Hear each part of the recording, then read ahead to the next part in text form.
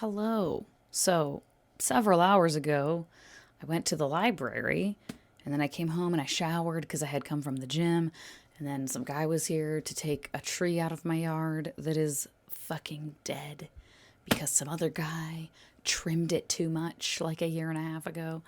Anyway, so now here I am, much later, to show the book I picked up. Don't mind the bookmark. Meet the Newmans by Jennifer Niven. This one is a new release, I think this month, maybe last month. At any rate, I can't remember where I saw this, but this sounds like it could be right up my alley. First of all, the cover. If this is not giving Doris Day vibes, don't know what is. And I love Doris Day movies. I don't really know much about Doris Day as a person. Fairly certain she's dead for a while now. But anyways, I don't know like her personality or anything. But I love some Doris Day movies. And the premise, the synopsis. For 2 decades, Dell and Dinah Newman and their sons, Guy and Shep, have ruled television as America's favorite family. Millions of viewers tune in every week to watch them play flawless black and white versions of themselves. But now it's 1964, and the Newmans' idealized apple pie perfection suddenly feels woefully out of touch. Ratings are in freefall, as are the Newmans themselves. Dell is keeping an explosive secret from his wife, and Dinah is slowly going numb, literally. Steady, stable Guy is hiding the truth about his love life, and the charmed luck of rock and roll idol Shep may have finally run out. When Dell, the creative motor behind the show, is in a mysterious car accident, Dinah takes matters into her own hands. She hires Juliet Dunn, an outspoken, impassioned young reporter, to help her write the final episode. But Dinah and Juliet have wildly different perspectives about what it means to be a woman and a family in 1964. Can the Newmans hold it together to change television history, or will they be canceled before they ever have the chance? Funny, big-hearted, and deeply moving, Meet the Newmans is a rich family story about the dual lives we lead. Because even when our lives aren't televised weekly, we all have a behind the scenes. And yeah, historical fiction set in like Hollywood kind of vibes. I tend to enjoy stuff like that. Not always, of course, but, you know, City of Girls isn't Hollywood, but like historical fiction, theater, New York, that's another vibe I really like. But I also like the 50s, 60s, Hollywood, LA kind of thing. So, fingers fucking crossed that I really, really like this. This cover, just, like, that's Doris Day. Not literally, but it looks very, very much like her. So, cross your fingers for me. Hello, back at the library to pick up another book. And I did also, God, my camera, I'm flinging it around. I also have an ebook from Libby that I actually suspended temporarily. I'll probably wait a couple days to get that. But that one is, oh God, what's it called? The Vanishing Act of Esme Lennox. That's what that one is. And that is another one that is in some way, shape, or form supposedly similar to The Names. I cannot remember the premise of that one right now. I think it's like a woman learning about a like great aunt or something who was like institutionalized and like erased from family history. But then I don't remember if she like meets her or if she like finds her journals. I don't know. Somehow learning about her. And then this one is also supposedly similar to The Names, or we'll see. But this one is The Book of Lost Names by Kristen Harmel. And this one says, Ava Traub Abrams, a Florida librarian, is at the returns desk one morning when her eyes lock onto a photograph in a newspaper nearby. She freezes. It's an image of a book she hasn't seen in 65 years. One she recognizes as the Book of Lost Names. The religious tome in the photograph, a French text, thought to have been stolen by the Nazis, contains a mysterious code that researchers can't decipher. Only Eva holds the key, but does she have the strength to revisit old memories and help reunite those parted in wartime? In 1942, Eva escapes Paris after the arrest of her father, a Polish Jew. Finding refuge in a mountain village in the free zone, she learns to create false identity documents for Jewish children fleeing to neutral Switzerland. But erasing people comes with a price, and with the help of a resistance forger named Remy, Ava finds a way to preserve the real names of the children, too young to remember their true identities. The record she keeps, encoded in the Book of Lost Names, becomes even more vital when her resistance cell is betrayed and Remy disappears. As the Germans overrun the library where Eva and her allies have been working, she must run for her life, not knowing if she'll ever see the book again, but she has encoded its pages one last vital message, and she will never stop hoping for it. So that we'll see. Because World War II fiction, historical fiction, doesn't tend to be like my favorite usually, but I can go with it. So fingers crossed that I enjoy this one. Anyway, that's all. Talk to you later. Bye. Hello. Don't mind this lighting and my hair. Who's to say? Anyway, just picked this up from the library. The Everlasting by Alex E. Harrow. This one I've had just hanging out on my TBR for a minute. Don't even remember the shit with it. Let's read the synopsis. A legend. Sir Una Everlasting was history's greatest hero, a lost girl who would draw a sword from the heartwood and become a legend. The knight's epic feats were rivaled only by her tragic fate, a sacrifice that saved a queen and built an empire. A lie. Centuries later, Owen Mallory has dedicated his life to Una Everlasting, abandoning a promising scholarly career to defend his country. He comes home from war broken and weary, until he finds a reason to live in the pages of a mysterious book. A love story. Sent back through time, the historian's task is to ensure that Sir Una meets her tragic fate. But instead, Owen falls in love with the complex woman behind the legend. He doesn't know how to watch her die or how many times he's done it before. To rewrite Una's legend, they'll have to rewrite history itself. Lost a light. Anyway, this sounds in the same vein as the one, oh my god, The Silver by that author, by Tasha Suri, that I read at the end of last year. What the fuck was that called? Silver something. And that one, like this concept of fate and trying to change fate due to love. And are we repeating this thing? Is history repeating itself? Whatever. I really like it. But that other book that I can't think of the name right now didn't hit the mark for me. I think that's why, because I saw people talking about this and at the time read the synopsis and was like, ooh, maybe. And this one has very high ratings. Lily, has very high ratings, so I'm hoping this one will be a winner for me. And it's a beautiful, you can't really see it, but the colors on this cover are very, very pretty. Okay, ma'am, jeez. And I like the sprayed edges too. So if I love it, I'll have a beautiful book on my shelves when I buy it in the future, but time will tell. Can I help you? Hello. Library book to talk about. This one is an ebook. And spoiler alert, I started it yesterday, 2 days ago, and I've already decided to DNF. But the book in question is Sky Full of Elephants by, I think the pronunciation is Sibo Campbell. Yeah, this one is speculative. And it's dystopian-ish, but also magical realism, I guess you could say. On Storygraph, it's tagged as magical realism. But yeah, I just would say speculative. The premise here is basically one day, all the white people in the United States walk off into the nearest body of water and drown themselves.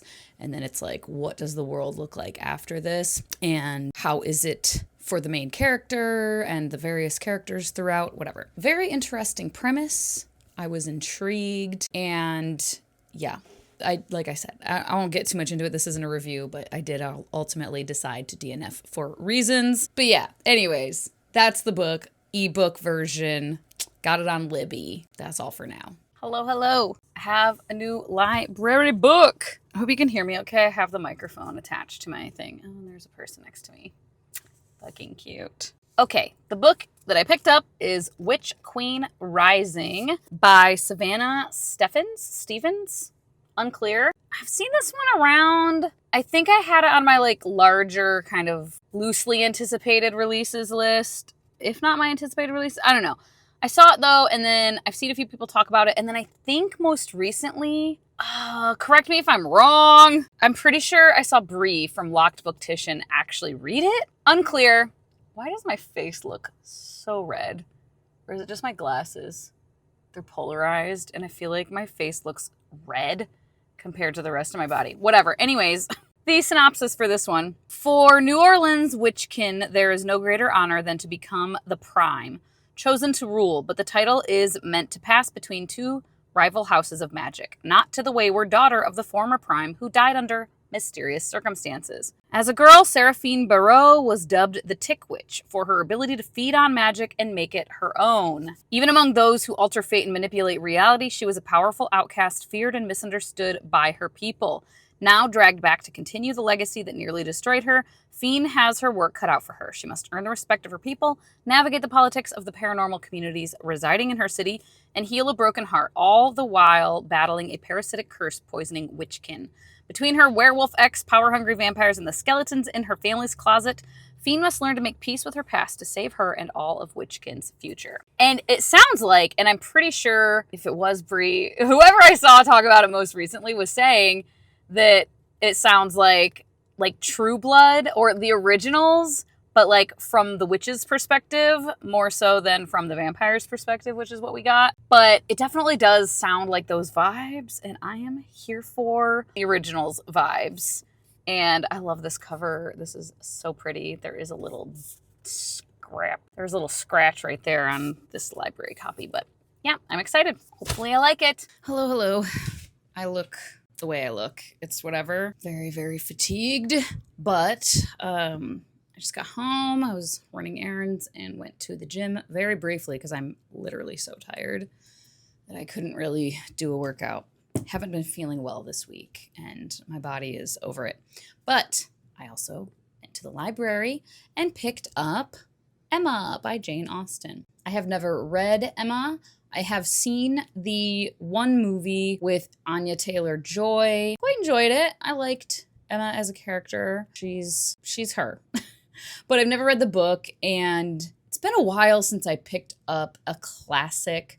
It's definitely been a while since I picked up a Jane Austen. I really like Pride and Prejudice. I think I DNF'd Sense and Sensibility and Mansfield Park, I think. Or did I finish Sense and Sensibility? Why am I looking? I don't have it. I don't know. At any rate, I haven't loved other Jane Austen I've picked up, but I feel like I might like Emma. And oh my God, cat. What the hell? Ingrid, one of my besties, who is a booktuber as well, she is going to be reading it sometime soon. And I was like, hey, let me get a copy from the library so we can buddy read it. So there we go. Hello. Just got back from the gym and the library where I picked up The Tuxedo Society by Paul Rudnick. I saw someone talk about this. A newer to me booktuber who I cannot remember the name at the moment. Cole? Hold please. Let me find out. Cole Grissom. And the way that he kind of described this, I can't remember all of the comps, but one was Ocean's 11. And I'm here for it on that alone. Yeah, hello. The synopsis. If Guy Ritchie directed a James Bond caper starring a queer 007, it might look something like this hilarious, action-packed thriller about an elite secret society of tuxedo-clad gay super spies. When Andrew Birnbaum, a struggling actor making ends meet by working in a candle shop, gets invited by his best friend Brock to have dinner with the exclusive Tuxedo Society, his life takes an unexpected turn. What seems like a group of wealthy LGBTQ socialites gathering for cocktails and gossip quickly spirals into a world of spycraft, danger, and adventure. Andrew soon meets Reggie O'Malley, a Navy SEAL with a penchant for black tie, who recruits Andrew to join the Society's covert mission to protect national security. Armed with gadgets like exploding power bars, a yoga mat that doubles as an assault rifle, and of course an Amex Black Card, Andrew soon finds himself tackling enemy agents, thwarting assassinations, and facing unexpected threats everywhere, from the White House to the Vatican to the Summer Olympic Games. So yeah, sounds fucking fun. The way that Cole described it was just like a fun, entertaining time. Sounds like a fun, entertaining time. Love the cover. So great. And it's not super long either. Hopefully, I really love it. Time will tell. Hello, hello. This is going to be the last clip of this never-ending, not very long, but never-ending library haul vlog that I started in February. But the book I just picked up right now is The Last Contract of Isako by Fonda Lee. Isako, unsure about the specific pronunciation. But yeah, new one by Fonda Lee. This is on my anticipated releases list for the year. And I don't remember what it's about. Let's find out together. The Last Contract of Isako is epic science fiction like only Fonda Lee can write it. Set in a world where money trumps loyalty, the elite have the power to extend life or end it, and one woman in the twilight of her calling must decide what's ultimately worth living or dying for. On the merciless planet of Akilo, where your job determines your worth, legendary swordswoman Isako commands the highest price. But every legend must come to an end. When her longtime client unexpectedly retires, she plans to follow, to walk out into Akilo's frozen wasteland with her head held high and her family enriched by her death. But when she's offered a final mission, she can't refuse, especially when she realizes who lies at its center. Martim, her last and worst apprentice, who's somehow made his way to the top. As she's thrust into a world of corporate espionage and shadowy secrets, what she uncovers could forever change humanity's existence among the stars. We shall see. I just saw someone read this and talk about it. I cannot remember whomst the fuck it was. I can't recall. But someone was saying it's much... I'm pretty sure... God, I don't even remember exactly what they said. I'm fairly certain I saw someone saying that this is like more of a character-driven thing than like some high action plot-driven thing. It's more character-based, character-driven, character study. Hopefully I dig it. But yeah, it's brand new release, hot commodity. So I think I'll have to start it soon because I doubt I will have a bunch of renewals available with the library. Should be picking it up soon. And that marks the end, finally for me, of this particular kind of first half of the year library haul vlog style situation. Talk to you later.